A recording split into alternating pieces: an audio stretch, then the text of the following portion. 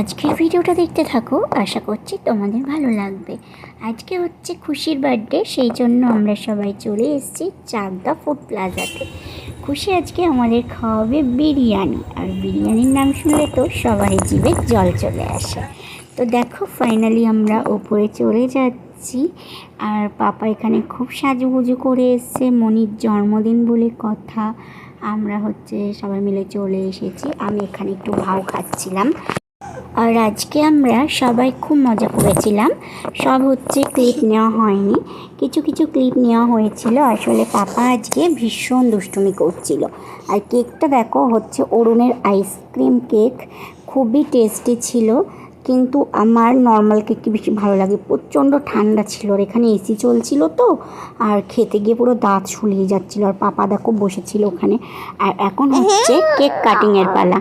তো পাপা ব্যাপারটা প্রথমে বুঝতে পারিনি যে এটা খাওয়ার জিনিস, তারপরে যখন হচ্ছে পরে বুঝতে পেরেছিল এটা খাওয়ার জিনিস, তখন বারবার হচ্ছে খেতে চাইছিল। আর এখানে হচ্ছে এখন খুশি ম্যাডাম কেক কাটছে, আর আমরা সবাই এখানে তালি বাজাচ্ছি। আর আমার না খুব ভালো লাগে যখন কেউ কেক কাটে, ভাবি আমার জন্মদিনটাও কবে আসবে। আমরা কিন্তু আজকে সবাই মিলে অনেক আনন্দ করেছি। আর এই দেখো সবাই মিলে এখন হচ্ছে আমরা খাচ্ছি কেক। আর আমার খুব ভালো লেগেছে, আমার পাপাকেও হচ্ছে কেক দিয়েছে, আর পাপাকে হচ্ছে কেক খাওয়াচ্ছি। আর ও হচ্ছে মিষ্টির পোকা, আর তারপরে আইসক্রিম জিনিসটা খুব পছন্দ করে। ঠান্ডাটাকে একটু যখন ঠান্ডাটা কেটে যাচ্ছে, হালকা গরম গরম করে নিয়ে ওকে আমি খাওয়াচ্ছিলাম। আর এখন খুশিকে ওর ভালোবাসার মানুষ হচ্ছে দিচ্ছে স্পেশাল গিফট। তো আমার তো খুব ভালো লাগছিল, অন্যের ভালোবাসা, অন্যের আনন্দ দেখতেও বেশ ভালো লাগে। সবসময় ওরা ভালো থাকুক।